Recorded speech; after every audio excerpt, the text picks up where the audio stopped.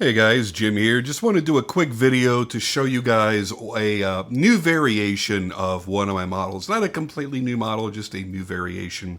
That's why I'm not doing a big intro and making a big production out of this, just a quick short video. This is going to be my Hellraiser Mini. Something that's been requested in a few of my models from a few different people over time, and not something I was really excited about doing. But I kind of thought, well, if people are asking for it, there must be a good reason. So I figured I'd give it a shot and see. And it's not just as easy as just making the knife smaller. You've got to keep everything proportioned. So trying to keep everything proportioned and making it where it all still works and flows the same, you kind of have to, start back at the drawing board and make it all work the right way. So it took a little bit of time, a little bit of doing, but this is how it came out. And you know what? I'm actually very, very pleased with it. So I went ahead and I made two while I was doing it. Did them both in MagnaCut, and they were both for customers. These are both the knives I made or sold. And I'm not going to be taking orders for them for a while until I've cleared out my backlog. But I did want to go ahead and show this to show that it was done and show what the differences were, so that when the time does ever come in the future that I do take orders, I will go ahead and reference people to the video so they can see the size differences. I apologize if the cadence of my speech is a little bit off. I've been having some pretty big health issues, especially over the past few days, and things really aren't quite right. It's another reason I'm not doing an intro where I'm on camera. Things aren't quite right now. So till the doctors figure things out, things are a little bit, I don't really know how to word it, but just strange. So bear with me as I try to get through this video. I'll try to make it as short as possible. So let me give you a side-by-side comparison between a standard-sized Hellraiser V2 and the Hellraiser Mini. And it is a significant size reduction. Here they are butt to butt, as everything in the world should be. And then as I center them, I think it gives you a better idea. So on a Hellraiser V2, the overall length is 9 inches, and the blade is just a tick under 4 inches after you factor in the forward finger choil. So just a hair under 4 inches. And on the Mini, you're looking at just a tick under 8 inches in overall length, with a 3 1/4 inch cutting edge.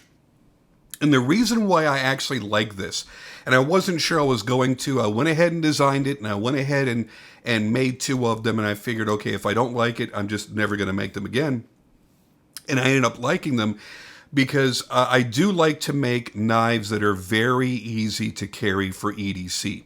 And while I personally don't have an issue carrying a full-size Hellraiser as an EDC knife in a horizontal carry leather sheath, this is significantly easier. And in the past, what I used to do when I would make an EDC size knife, what I would do is I would make a full-size blade that would be as useful as possible, like a 3 3/4 or 4 inch blade. And I would shorten the handle so that you still had the primary use of the knife being the blade to cut things. And I would shorten the handle so it was easier to conceal. And I did that on the tibia and occipital, and I'll throw some pictures up here in the corners so you could see what that was. I no longer design in that fashion. Those were really the only two knives that I did that with, where I had a full-size blade and a shorter handle. And a lot of people mistake that and they think that I still do that. I don't. Everything that I make after my second year of knife making has always been full-size handles. I still make the advanced tibia, which does have a shorter handle, but that was still in my first year of designing knives. Everything that I've designed after my first year has been a balance of a full-sized handle. So my idea now is If I'm going to make a smaller, more concealable knife, I still want to have a good balance between the size of the handle and the blade. So I'll go ahead and make the shorter blade, even though I still have a preference for a larger blade. I realize that more people out there want that visual balance of a blade that is roughly the same length as the handle. So they're okay with having the smaller blade length. So I go ahead and design that way. Another thing that has changed in the way that I make knives over the past few years is in my finger choils. This is something that's changed only very, very recently. I'm now rounding all of this area off, so there's no sharp edges whatsoever in there. And just to make it a little bit more easier on the finger, I never really had an issue with that little edge that was there on the finger choil. But I figure, if I'm going to sit down and I'm going to change anything about the knives, I might as well address that one little area there. So that's one thing that's going to go forward on everything that I make that has a finger choil. So the Hellraiser V2, the V3, the little finger, the Hellraiser minis, obviously, the advanced tibia, everything I'm going to have that has that finger choil, I'm going to go ahead and start doing that. Just as a little bit more of a comfortable contour.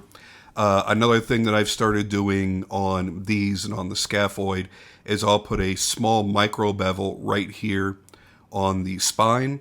And again, it just knocks off that harsh edge. I generally am going to be leaving that as an option for people. So for somebody that's a bit more of an outdoorsy person, if they want to use that, and maybe they're going to be using that to use a fire starter, and they're going to be striking that, they want that sharp edge there, then we'll leave that, obviously. But for somebody that is not doing that, this is going to be an EDC knife, and they just don't want a harsher edge there, then I'll just go ahead and knock that off with a small micro bevel. It just makes it a little bit more comfortable in the hand. So basically that's it. It's just a smaller version of the Hellraiser. It's ground the same way. Everything's going to be pretty much the same. This particular variation is done in the forged carbon fiber with the glow-in-the-dark orange liners. Did a bead blasted finish on the MagnaCut with bead blasted titanium hardware. I guess you probably want to see it glow. So we'll do a quick little glow thing on there because we all love shit that glows. Glowing is fun. So a quick little demo on that, and then we'll close all this out. Really don't feel like making this a long belabored video.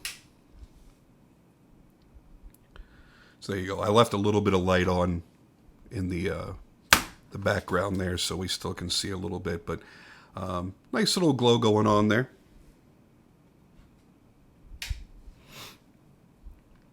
So yeah, that's pretty much it. Just a shrunken down version of a Hellraiser V2. Still has the same recurve, still goes up into the same tanto, still has the same harpoon, same length of harpoon.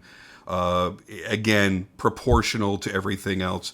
So this is going to be a slimmer knife because everything has to remain proportion. So it's not going to be a big chunky knife that's just shrunken down. Everything is proportion. Some people have asked me how I like working with MagnaCut now that I've done a handful of knives. It's okay. Obviously, the end result is phenomenal. It performs wonderfully. I don't like working with it as much as CPM 154CM or S35VN or some other really good steels. I have noticed in a couple of the knives that I worked with that the tips warped on knives that I pre-ground. Generally I hard grind. So that means what I'll do is the knives will not be ground at all. I'll heat treat them, and then I'll do all the grinding after I heat treat. And on these MagnaCut knives, what I've done is I've pre-ground them to about 80% of their grind, heat treated it, then did the finished grinding. And on two of them, the tips warped. Luckily, I was able to grind around that. I also noticed that when I did the surface grinding after the heat treat, I was getting like these zebra stripes, which I believe came from the strips, the magnets that were on the surface grinding attachment that I use on my TW90 grinder. And even after demagnetizing it and refinishing it, I could not get those zebra stripes to come out, which is why I chose to do the finish that I did on this, because I was going to be doing dark acid stonewash, and I was getting a crazy zebra stripe pattern out of it, so I just went ahead and bead blasted it, and it eliminated that. When I did the dark acid bath, it was showing up, but only on one side of the blade, weirdly enough. And only in certain lighting. I didn't see it when I was in my shop. I took it outside to do a quick video, and I was like, oh crap, in natural lighting I could see it, but in my shop I couldn't. It was like it wasn't even there. And if I had only looked at it in my shop lighting, I would have never noticed it and would have gotten sent out. So very, very strange, very odd. So I don't know that I'm 100% happy with it. I still have a couple more bars of MagnaCut. The next things I'm going to try a belt satin with hand rub satin flats. I'm going to see how that finish comes out. Then I'm going to try some full hand rub satin. I want to see how that finish comes out. And I think I'm going to leave it at that and see how those come out. If I don't like those, then I may not do any more MagnaCut in the future. Like I said, as far as performance, the test knife that I made that I now use for a shop knife, I have not had to resharpen it. The performance has been absolutely fantastic. It's been really, really good. It's done everything that the claim has been, as far as edge retention and the toughness and everything else. But as far as the way that it finishes, it has not been a dream. So I don't know if I'm going to be sticking with it. So that's my thoughts so far on MagnaCut, my very limited experience, having only made 4 or 5 knives so far out of it. I will continue to experiment with 5 or 6 more and see where it goes from there. But I just wanted to get this out there and show you guys the comparison between the full size and the mini on the Hellraiser.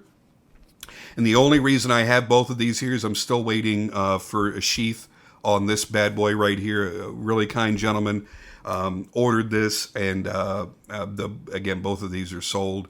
So I figured while both of these are sitting here waiting for my sheaths, I would go ahead and give you a side-by-side and show you what they look like and give you an idea what the differences really are. So I hope you guys enjoyed it. Thank you guys for watching as always, and I'll see you on the next video. Thank you.